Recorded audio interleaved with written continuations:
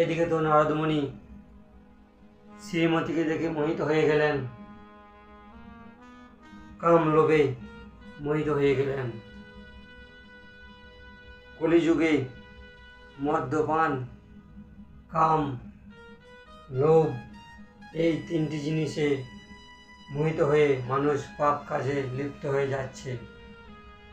যে একটিবার এসব কাজ করবে, যে একটিবার এই পথে চলবে, সে বারবার এই পথেই চলবে। ভগবান শনিদেবের ফল সে প্রাপ্ত করবে। আর যে ভগবত সেবায় থাকবে, সে পাপ কাজ থেকে দূরে থাকবে, ভগবত সেবাতেই থাকবে। তাই যখন বিবাহের জন্য চলে গেল শ্রীমতী স্বয়ংবর সবাই, তখন নারদমণি মনে মনে চিন্তা করলো যে আমি এই কন্যাকে কিভাবে নিজের করব, কিভাবে বিবাহ করব। আমার এমন রূপ করতে হবে যাতে এই কন্যা আমাকে ছাড়া কাউকে বিবাহ না করে, এই কথা ভাবলেন। আর চলে গেলেন ভগবান বিষ্ণুর ধামে বেকুণ্ডে। বিবাহর জন্য, রূপ নেওয়ার জন্য নারদমণি কামলোভে মোহিত হয়ে গেলেন। এই কলিযুগে অল্প বয়সে ছেলে মেয়ে কামলোভে মোহিত হয়ে যাচ্ছে।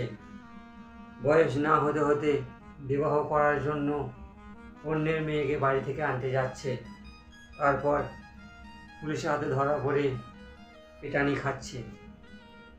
সে ভাবছে আমি শ্রীকৃষ্ণ যেভাবে রুক্মিণীকে এনেছিলেন বার করে, সেভাবে আমি আমার ভালোবাসাকে নিয়ে আসব। কিন্তু সেই ভগবান শ্রীকৃষ্ণর কথা আর ছেলেদের কথা অনেক পার্থক্য। এই কলিযুগের ছেলেরা শুধুমাত্র মদ মদ মদ, এই মদেই মোহিত হয়ে থাকে। কিছু কিছু লোক আছে ঘুম থেকে ওঠার পরেই মদ্যপান করে।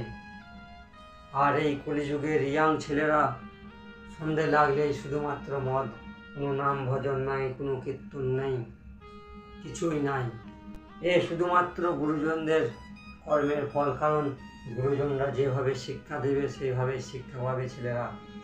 ভগবান নারায়ণ, ভগবান বিষ্ণুর কাছে নারদমণি গেলেন রূপ নিতে।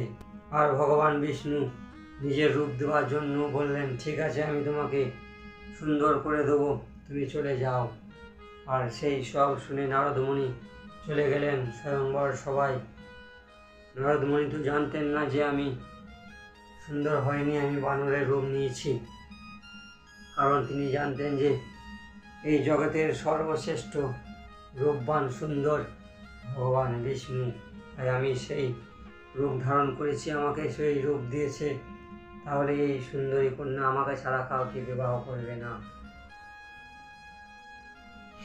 এই সব কথা ভাবলেন, কিন্তু ভগবান শিবের মহিমাতে, ভগবান শিবের মোহিত হয়ে তিনি সব কিছু ভুলে গিয়েছিলেন। পাপ কাজ, লোভ, সব কিছু। যদি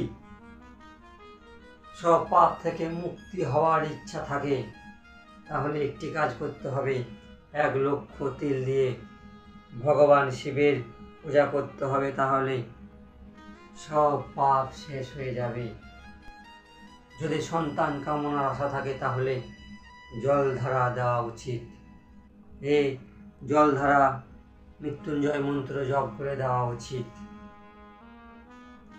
নারদমণি স্বয়ংবর সবাই এসে বসলেন, আর নারদমণিকে দেখে সবাই হাসতে লাগলেন।